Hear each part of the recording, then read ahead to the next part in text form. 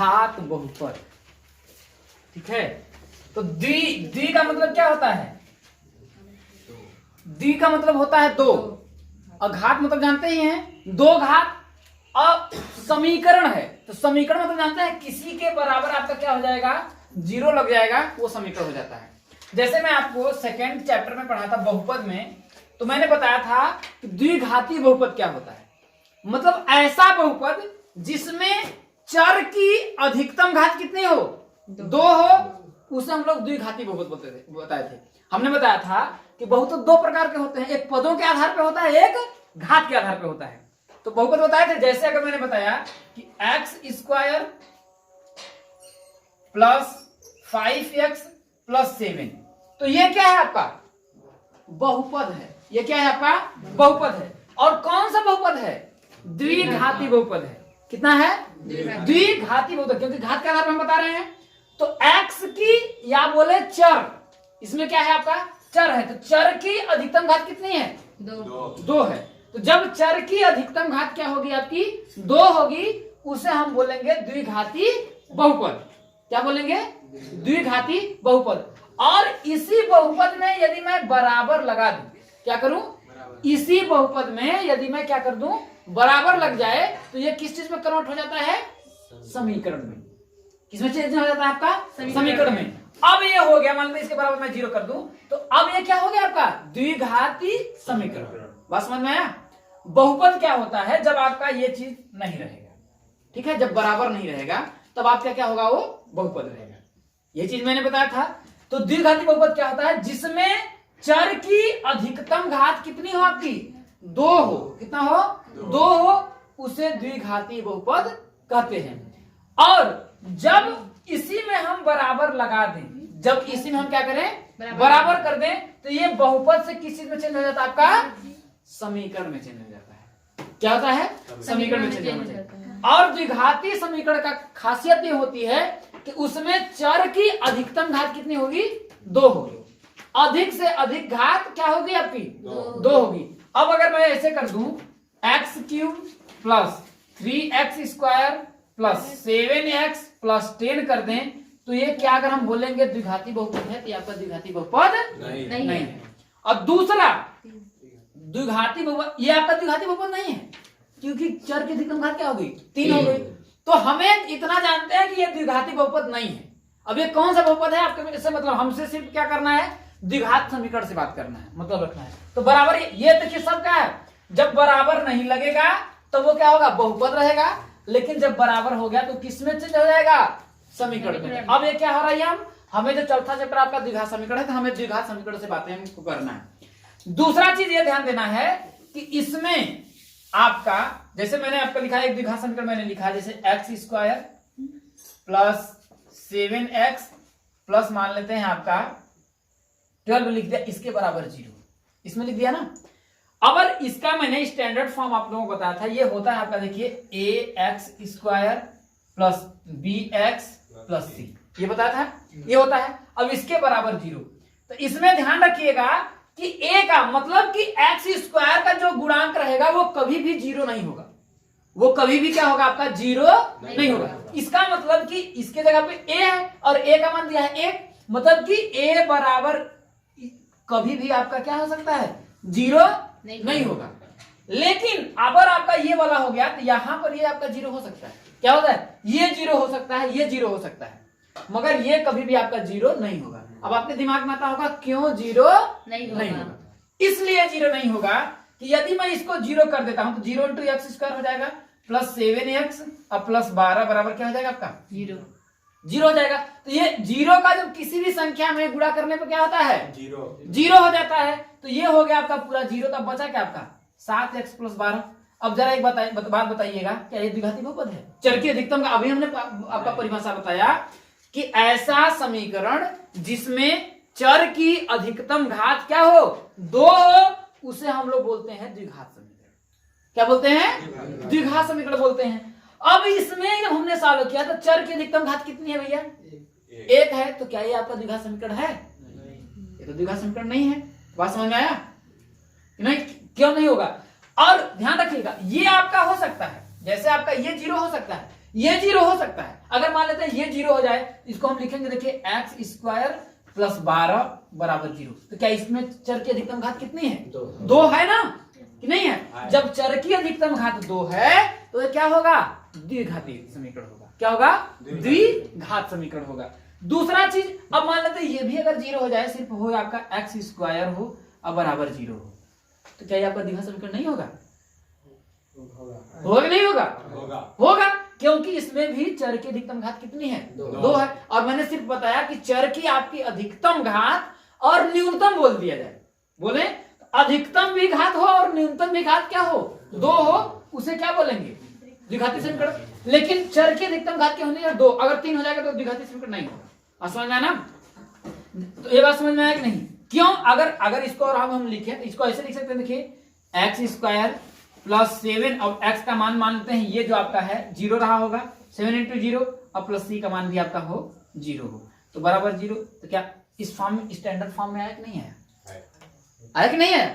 तो उस प्रकार से आप लोगों का ये होता है द्विघात समीकरण। और प्रश्नावली आपकी 4.1 जो है, आपको देखिए इस सब चीजों से आपको 2 चीज को बताना है। इसमें 4.1 में ये है कि द्विघात समीकरण हम कैसे बनाएंगे, मतलब हम कैसे पहचान करेंगे कि ये द्विघात समीकरण है। तो सबसे पहले हम सॉल्व करेंगे, उसमें दिया है हम इसको सॉल्व करेंगे। इसके बाद हम क्या करेंगे? द्विघात समीकरण को पता कर लेंगे, क्योंकि सॉल्व करने के बाद चर की अधिकतम घात कितनी होगी? 2 होगी, तो वो द्विघात समीकरण होगा, और 2 नहीं होगा तो द्विघात समीकरण नहीं होगा। सिंपल तरीका। अब हम देखिए इसके उदाहरण को लेते हैं, इसके बाद ऑटोमेटिक आप लोगों का एक्सरसाइज खत्म हो जाएगा। तो सबसे पहले क्या करते हैं हम लोग? उदाहरण 2 को करते हैं, इसके बाद हम फर्स्ट को करेंगे ना, तब आपको अच्छी तरह से समझ में आएगा। जैसे देखिए उदाहरण नंबर 2 का पहला वाला जो कह रहा है, देखिए ध्यान समझिएगा, कह रहा है कि जांच कीजिए कि निम्न द्विघात समीकरण है या नहीं। मतलब ये जो दिया गया है ये द्विघात समीकरण है या नहीं है। आप क्या करिए? जांच करिए, पता लगाइए ना। तो अब हम क्या है, पहला आपका दिया देखिए x माइनस 2 का होल स्क्वायर, पहले x माइनस 2 का होल स्क्वायर प्लस 1 बराबर क्या हो जाएगा आपका? 2x माइनस 3 हो जाएगा। क्या हो जाएगा आपका? 2x माइनस 3 हो जाएगा। अब हम इसको क्या करते हैं? सॉल्व करते हैं। सॉल्व करने के बाद जो फाइनल हमें रिजल्ट आएगा उससे हम पता करेंगे ये द्विघात समीकरण है या नहीं है। क्योंकि जैसे आप परीक्षा देते हैं तो परीक्षा के बाद ही आप पता चलता है ना कि आप पास हुए या फेल हुए। तो ये आपका परीक्षा है, परीक्षा पहले दीजिए, परीक्षा देंगे, इसके बाद पता चलेगा। जब चर की अधिकतम घात कितने आएगी? 2 आएगी, तो आपका क्या होगा? द्विघात समीकरण होगा। अगर आप 33 से कम पाएंगे तो फेल माने जाएंगे, 33 से ज्यादा पाएंगे तो पास माने जाएंगे। बस सिस्टम उसका यहीं पर है। चलिए हम लोग अप्लाई करते हैं, सॉल्व करते हैं, परीक्षा देते हैं, देखते हैं क्या होता है, पास होते हैं फेल। ठीक, अब देखिए a इसको मान लीजिए माइनस b, इसको मान लीजिए a माइनस b का होल स्क्वायर। फॉर्मूला बना कि नहीं? तो अब यहाँ पर दिया है, हम जानते हैं कि a माइनस b का होल स्क्वायर का जो फॉर्मूला होता है वो क्या होता है? a square plus b square minus 2ab। तो a माइनस b के रूप में ये है कि नहीं है? तो क्या मैं इस फॉर्म में इसको नहीं खोल सकते हैं? खोल देंगे। जब यहाँ पर a था तो यहाँ पर a स्क्वायर आया। अब इस a की जगह पे यहाँ पर क्या है? x है ना, तो हो जाएगा आपका देखिए x स्क्वायर प्लस है, यहाँ पर प्लस हमने लगा दिया, यहाँ पर b था तो b स्क्वायर आया। अब इस b की जगह पे यहाँ पर क्या है आपका? 2 दिया है, तो 2 का स्क्वायर कर देंगे, तो 2 का स्क्वायर कितना होगा आपका? 4 हो जाएगा। अब लगाया माइनस, तो हम माइनस लगा देंगे। 2 लिखा है, 2 लगा देंगे। a यहाँ पर a था तो यहाँ पर a आया। अब इस a की जगह पे यहाँ पर कितना दिया है? x दिया है, तो हो जाएगा x इंटू b की जगह आपका 2 है, इतना करना है। ये बात समझ में आया? कोई दिक्कत है? यहां तक समझ में आया ना? सिर्फ फॉर्मूला में आपको रखना है। इसका +1 है, मैंने +1 कर लिया, बराबर ये है, इधर बराबर है 2x माइनस 3 है, तो हो जाएगा देखिए आपका 2x माइनस 3। ये बात समझ में आया? अब जब करेंगे इसमें देखिए चर की अधिकतम घात कितनी है? 2 है, इसको पहले सॉल्व करिए। x स्क्वायर, ये देखिए +4, ये देखिए पहले 2x4, 2 दूना के 4 x है, तो हो जाएगा 4x, तो -4x कर लेते हैं, इसको बाद में कर लेंगे। ये +4 है, यहाँ +1 है, तो प्लस 4 और 1 कितना हो जाएगा? 5 हो जाएगा। तो हो जाएगा आपका प्लस 5 बराबर 2x माइनस 3 है तो 2x माइनस 3 कर देंगे। अब सबको क्या करिए, इधर ला दीजिए, पूरे को इधर लाइए, पूरा अंतिम परिणाम थोड़ी ना है, यहीं पे छोड़ देंगे आपको नंबर मिल जाएगा? नहीं मिलेगा ना। अब इसको आगे सॉल्व करेंगे तो हो जाएगा, देखिए एक्स स्क्वायर माइनस कितना है आपका 4x। अब ये देखिए 2x है भाई, मतलब अचर के साथ चर जुड़ा है, तो अचर के साथ भी चर जुड़ा रहना है, उसी को हम शामिल कर रहे हैं। हमने बताया कि समान राशि आपस में क्या होती है, जुड़ती हैं या घटती है। तो 2x आ जाएगा इधर, तो हो जाएगा माइनस 2x हो जाएगा नहीं। अब प्लस 5 है तो हो जाएगा आपका प्लस 5 और ये माइनस 3 इधर आएगा तो क्या होगा प्लस 8, क्योंकि बराबर के इधर आएगा तो क्या होगा प्लस 3।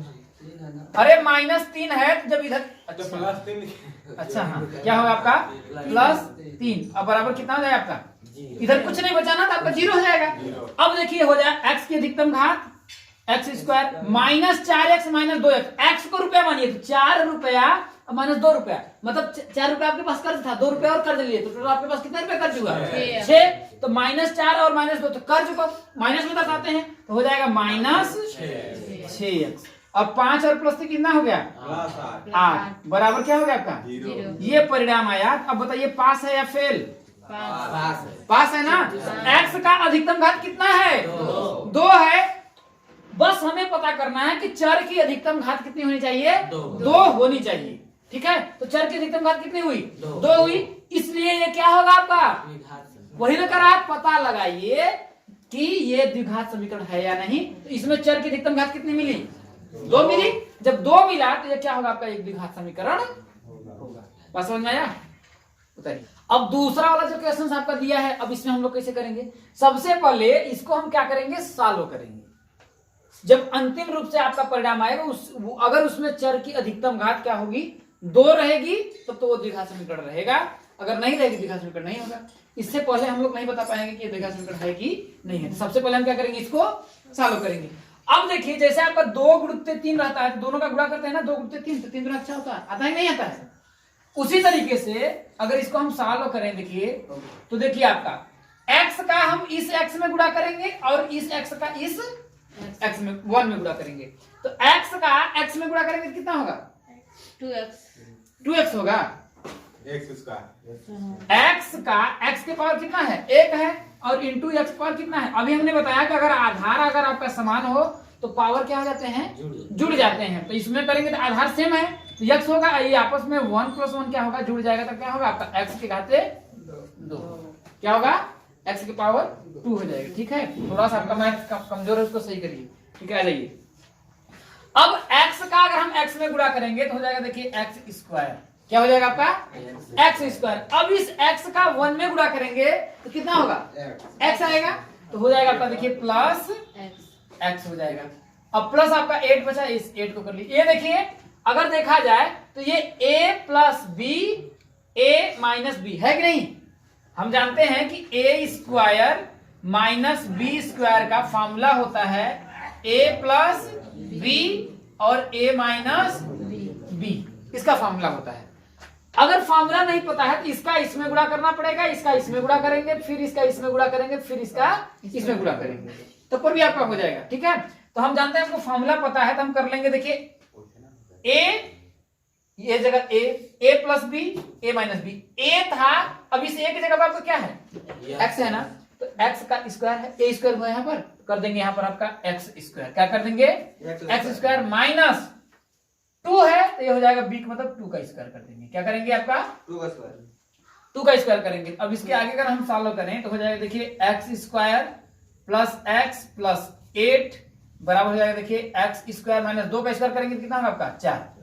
अब अगर इस x को अगर हम इधर लाएं, ठीक है, बराबर के अगर इधर लाएंगे तो ये प्लस में है तो इधर आएगा क्या होगा आपका माइनस में होगा, तो हो जाएगा देखिए x square minus x square. ये प्लस है, इधर कोई चर है नहीं है ना, तो प्लस x अब प्लस 8 ये माइनस 4 इधर आपका क्या आएगा प्लस 4 सॉरी प्लस 4 बराबर क्या हो जाएगा आपका 0 हो जाएगा। अब देखिए यहाँ पर आपका x स्क्वायर से x स्क्वायर कट गया, जब कट गया तो बचा क्या आपका देखिए x अब प्लस 8 4 कितना होगा आपका 12 बराबर क्या हो जाएगा आपका 0 होगा। तो यहाँ पर चर की ये अंतिम रूप से रिजल्ट मिला ना हमें, तो यहाँ पर चर की अधिकतम घात कितनी है? एक है। कितना है आपका? एक है। कुछ नहीं तो एक करेंगे तो क्या ये आपका द्विघात समीकरण होगा? नहीं होगा ना, क्योंकि हमने बताया चर की अधिकतम घात कितनी होगी आपकी? दो होगी, तभी वो क्या होगा आपका? द्विघात समीकरण होगा। तो ये हो जाएगा आपका द्विघात समीकरण नहीं है। क्या है? द्विघात समीकरण। आसानी से एकदम करेंगे।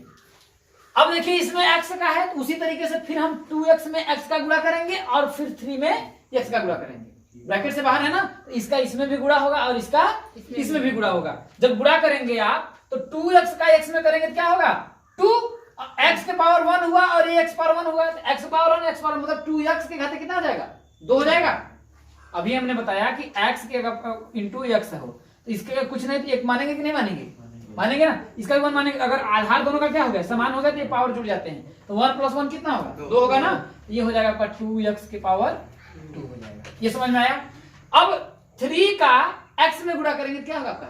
3x होगा कि नहीं होगा? तो हो जाएगा आपका देखिए प्लस है प्लस 3x अब बराबर है देखिए x² + 1 है। जब इसको करेंगे तो देखिए 2x² हो जाएगा कि नहीं हो जाएगा? अब ये x² है बराबर के इधर लाएंगे तो क्या होगा आपका? माइनस में होगा, तो हो जाएगा देखिए -x² + 3x और ये +1 जब इधर आएगा तो हो जाएगा आपका -1 बराबर क्या हो जाएगा आपका? 0 हो जाएगा। क्या हो जाएगा?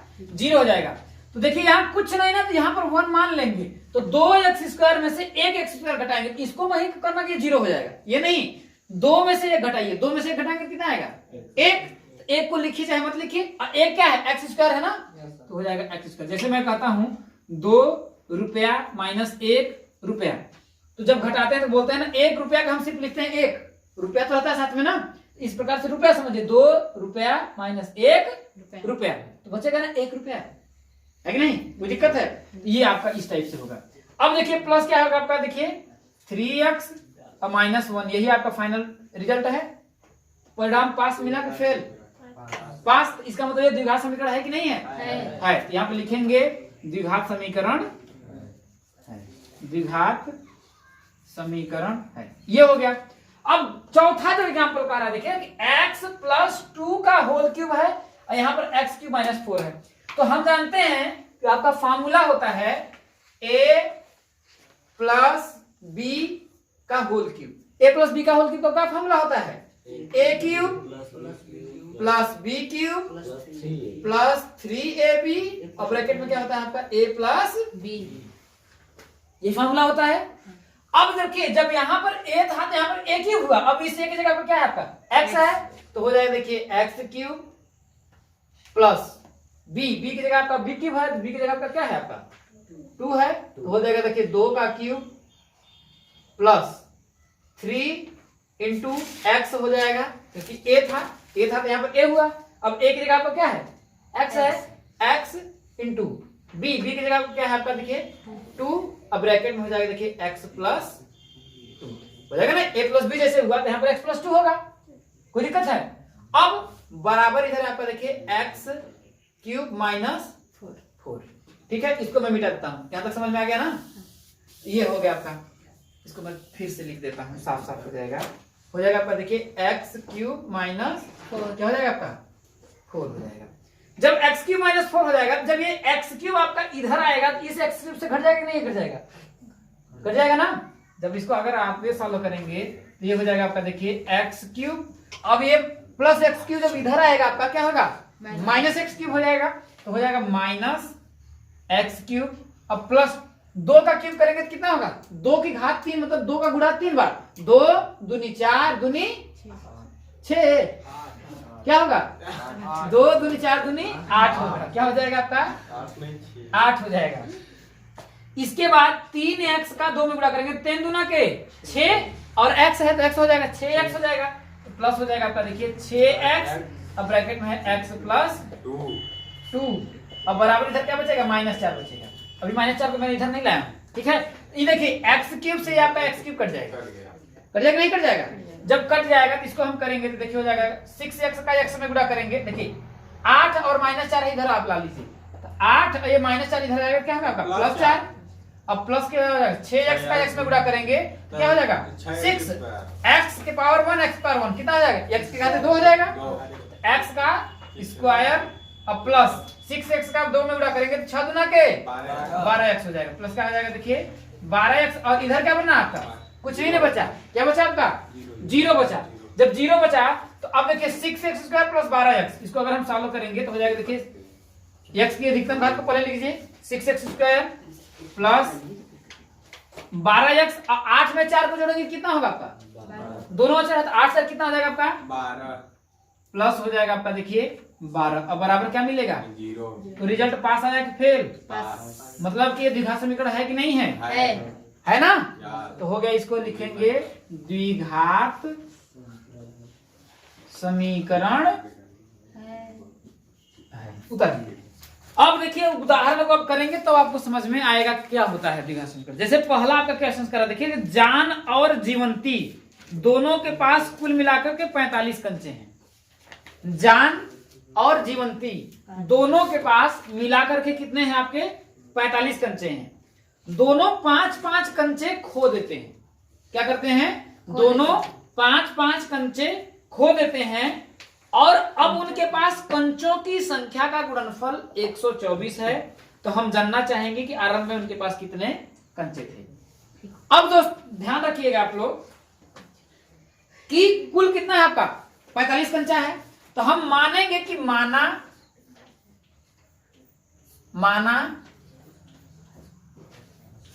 जान के पास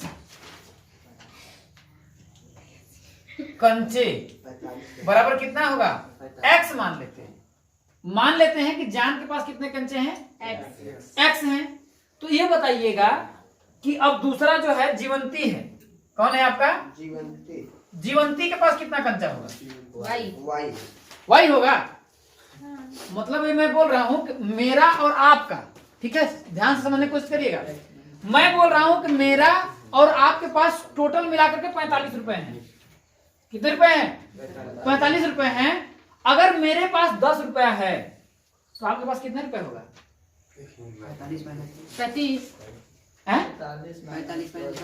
45 माइनस 10 होगा कि नहीं होगा 45 माइनस 10 ही होगा ना तब तो 45 में से 10 को हम घटाएंगे तो पता चलेगा मेरे पास कितना कंचा है तो हमने मान लिया कि जान जो है के पास अगर x कंचा है और टोटल कंचे आपके 45 हैं तो जीवंती के पास कितने कंचे होंगे 45 माइनस x होगा ना क्योंकि 45 में से x को घटाएंगे तभी मैं बोल रहा हूं दोनों को मिला करके 45 रुपए हैं अब मैंने कह दिया मेरे पास 5 रुपए सिर्फ है भैया तो पता चल जाएगा ना कि आपके पास कितना है भाई 45 में से हम 5 को घटा देंगे पता चल जाएगा कितना होगा तो उसी तरीके से इसमें आप मानेंगे कि जीवंती के पास तब कितना होगा अब जीवंती के पास अगर आपका होगा देखिए 45 माइनस x कंचा होगा अगर आपको विश्वास है नहीं है इन दोनों को जोड़िएगा तो x से x कट जाएगा मतलब टोटल मिलाकर के 45 कंचा ही आएगा कोई दिक्कत है कंचा क्या होता है गोली खेलती हैं गोली उसी को कहते हैं हाँ उसी को कंचा बोलते हैं अब देखिए दोनों 5-5 कंचे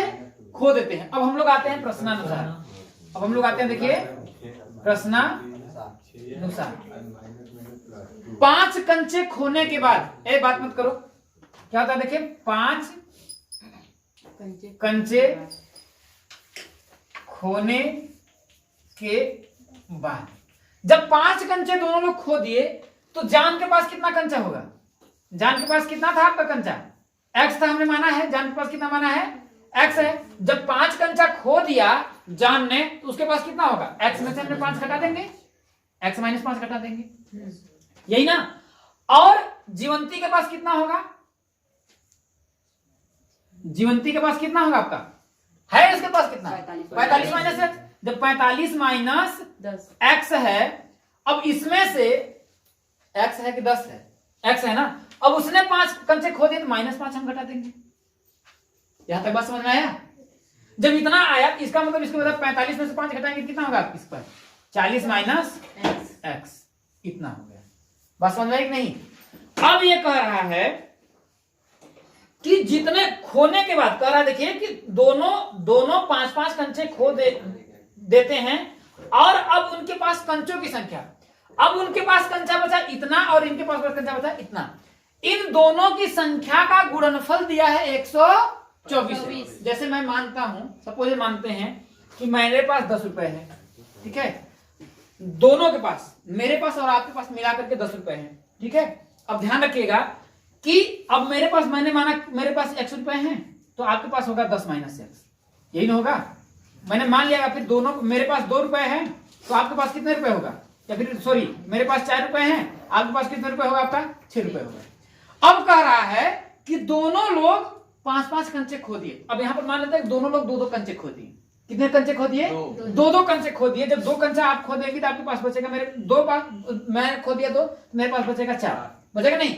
अब उसने कह दिया है कि इतना ही कंचा नहीं, इसमें तो हमने माना है x, और इन दोनों का गुणनफल बताया है, जितना कंचा है इन दोनों का गुणनफल, तो 4 दूना कितना होगा, 8 होगा। अब कह रहा है इन दोनों का गुणा करने के बाद हमें मिला कितना, 8 कंचा। तो वही बोल रहा है कि भाई हम, इसके पास x माइनस 5 है और इसके पास 40 माइनस x है कि नहीं।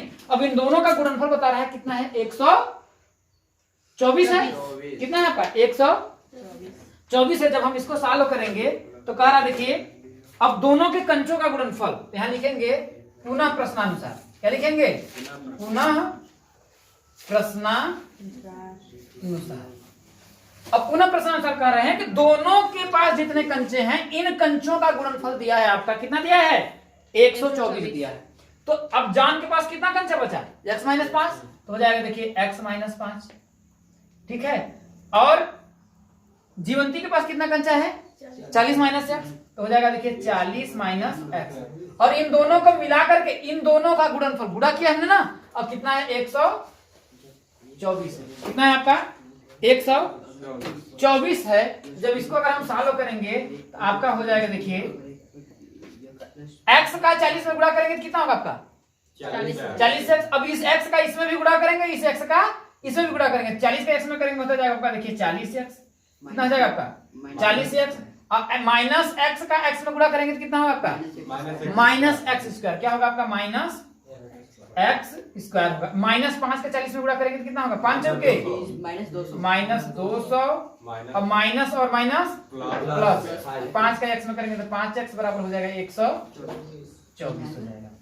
अब देखिए क्या करिए, माइनस x में इसको इधर लेते हैं, प्लस में, हमेशा x को हम लोग प्लस में ही रखेंगे। अगर माइनस में रखेंगे तो आपका गलत नहीं होगा, लेकिन हमें सूटेबल लगता है कि हम लोग क्या करेंगे, हमेशा x की जो घात है वो क्या हो आपका, प्लस में हो। तो इसको जब हम इधर ले जाएंगे तो हो जाएगा देखिए आपका x स्क्वायर, ठीक है।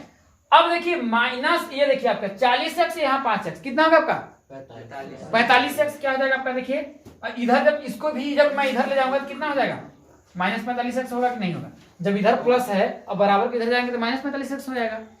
अब बराबर इसका देखिए आपका कितना है कि 124 प्लस कितना है आपका 124 है। ये माइनस 200 को भी जब इधर लाएंगे तो क्या होगा आपका, प्लस 200 हो भी नहीं हो जाएगा। अब बराबर इधर क्या बचा, कुछ भी नहीं बचा, मतलब क्या हो गया आपका, 0 होगा। क्या बचा आपका, 0 होगा। जब इसको सॉल्व करेंगे, हाँ 45 लिखे, 45x, सॉरी ये हो जाएगा आपका 45x। तो हो जाएगा देखिए आपका x स्क्वायर माइनस 45x, 124 में 200 जोड़ेंगे तो कितना होगा आपका 324। अब बराबर क्या हो जाएगा आपका 0 हो जाएगा। क्या हो जाएगा आपका 0। अब आपसे इसमें पूछा कैसे, बनाने के लिए कह रहा है कि सॉल्व करने के लिए कह रहा है। हम जानना चाहेंगे कि आरंभ में उनके पास कितने कंचे थे। इसमें जानना चाह रहा है कि आरंभ में इनके पास कितने कंचे थे, ठीक है। तो देखिए अगर आपको इसको देखिए, सबसे पहली बात हमको बनाना सीखना है, पहले वाला में जो है बनाना, लेकिन अगर जानना चाह रहे हैं टोटल कितने कंचे हैं, तो इसका सबसे पहले हम क्या करेंगे, गुणनखंड करेंगे। क्या करेंगे, गुणनखंड करेंगे। और इस चीज को हम क्या करेंगे, आपको आगे बताएंगे, ठीक है। इस चीज को आपके आगे बताएंगे तब आपको समझ में आएगा, नहीं तो यहीं पर लगेंगे बताने तो आप लोग थोड़ा आपको प्रॉब्लम होने लगेगा। 4.2 में ये है तो 4.2 में बताएंगे। तो ये समझ में आया कैसे बना है कि नहीं। अब इसके आगे हम आपको जब सॉल्व करके बताएंगे तो समझ में आ जाएगा। इतनी बातें समझ में आई कि नहीं, ये समझ में आया तो इसको उतार लीजिए। अगला क्वेश्चन कह रहा देखिए कि एक कुटीर उद्योग एक दिन में कुछ खिलौने निर्मित करता है। कुटीर उद्योग खिलौना बनाता है।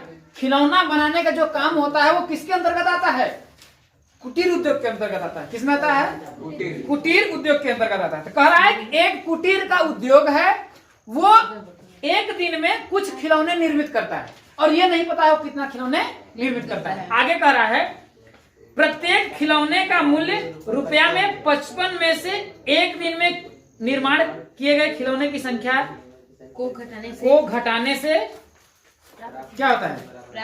प्राप्त संख्या के बराबर है। मतलब कह रहा है कि मतलब कि प्रत्येक खिलौने का मूल्य, मतलब कि प्रत्येक खिलौने का जो मूल्य है वो 55 में से, मतलब 55 में से कितना?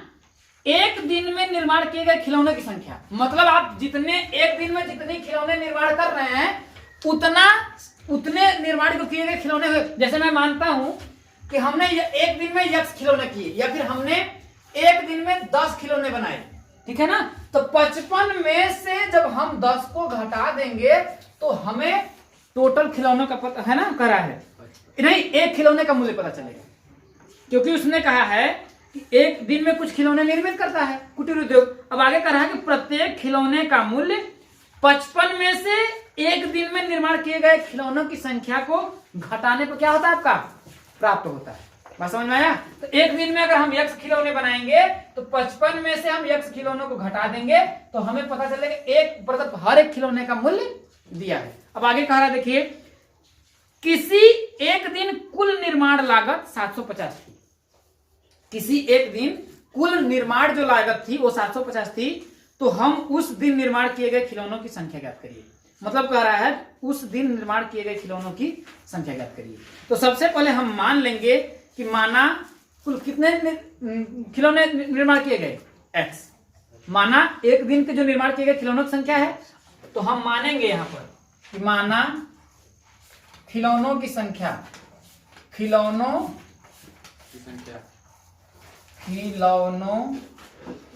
की संख्या बराबर X है। अब कह रहा है कि खिलौने की हर एक खिलौने की कीमत, यही ना कह रहा है। तो एक खिलौने की कीमत है कि एक दिन में जितने खिलौने हम बना रहे हैं उतने को 55 में से अगर हम घटाएंगे तो हमें एक खिलौने की कीमत पता चलेगी। ये बात है ना? तो हम करेंगे एक खिलौने की कीमत, एक खिलौने की कीमत, एक खिलौने की कीमत बराबर क्या होगा आपका? भाई 55 में से जितने खिलौने बना रहे हैं उसको हम घटाएंगे तो हो जाएगा 55 माइनस 10x। 10 कहाँ है जी? 55 माइनस क्या हो जाएगा आपका? x हो जाएगा। आपका दिमाग लग रहा है कहीं और चल रहा है, ठीक है? अब कह रहा है, देखिए, अब हम प्रश्नानुसार आ जाएंगे। तो अब कह रहा है आगे आपका ये बोल रहा है, देखिए, कि किसी एक दिन कुल निर्माण लागत 750 थी। अगर एक खिलौने का, अगर हमने खिलौने बनाए X और एक खिलौने का मूल्य था 55 माइनस X, तो कुल खिलौने की कीमत क्या होगा? X में इसके गुणा करेंगे तभी तो हमारा पता चलेगा। जैसे हम बोले कि एक खिलौने की कीमत है आपका 10 रुपए, या फिर मान लेते हैं एक खिलौने की कीमत है 12 रुपए, और हमने एक दिन में मान लेते हैं आपका 13 खिलौने बनाए, 13 खिलौने बनाए, तो कुल खिलौनों की संख्या कितनी होगी? या फिर कुल खिलौनों की कीमत कितनी होगी? तो हम करेंगे ना, 13 में से 12 का गुणा करेंगे तब तो आएगा, क्योंकि एक खिलौने की कीमत 12 है, एक खिलौने की कीमत 12 है, और 13 खिलौने का मूल्य कितना होगा? 13 गुणित 12 करेंगे ना, यही ना बोलेंगे। तो वही बता रहा है कि आपका किसी एक दिन कुल निर्माण लागत 750 थी। जब कुल निर्माण आपका लागत इतना था तो खिलौनों की संख्या और प्रत्येक खिलौने की कीमत करेंगे, टोटल इतना ही ना आएगा। खिलौनों की संख्या में अगर हम प्रत्येक खिलौने की कीमत, अगर एक खिलौने की कीमत का गुणा कर देंगे तो हमें पता चल जाएगा कि नहीं पता चल जाएगा? चल जाएगा ना। तो प्रश्नानुसार हम करेंगे, प्रश्नानुसार कुल खिलौनों का मान लेते हैं एक दिन में कुल खिलौने की संख्या कितने खिलौने बने? X, और हर एक खिलौने की कीमत कितनी थी? 55 माइनस X, है ना? और इन दोनों का करने पर हमको टोटल कितना दिखा रहा है आपका? 750 दिखा रहा है। ये नहीं दिखा रहा है? 750 थी। यहाँ बोल तो रहा है आपका कि किसी एक दिन कुल निर्माण लागत 750 थी, तो 750 रुपए का हमें खर्च आया। तो X खिलौने हमने बनाए और हर एक खिलौने की कीमत आपका 55 माइनस X है, तो इसको गुणा करने पर ही 750 हमें मिला है। नहीं समझ में आया? क्या है ना? अब इसको हम क्या करेंगे? सॉल्व कर लेंगे। तो देखिए, अब X का 55 में गुणा करेंगे तो कितना होगा आपका? 55x। कितना होगा आपका? 55x हो जाएगा। और माइनस x का x में गुणा करेंगे तो क्या होगा आपका? माइनस x स्क्वायर होगा, माइनस x स्क्वायर। अब बराबर हो जाएगा देखिए 750। अब इस माइनस को मैंने कहा कि हमेशा इधर ले जाइए, प्लस में रखिए। माइनस में भी रहेगा तो आपका गलत नहीं होगा, लेकिन हमेशा क्या करिए, प्लस में रखिए। तो आपको करेंगे तो इसको उधर ले जाएंगे तो क्या हो जाएगा आपका एक्स स्क्वायर, ये 55x है, जब इधर आएगा तो क्या होगा आपका माइनस 55x, और ये आपका इधर प्लस तो 750 है ही, तो हो जाएगा प्लस 750 बराबर 0।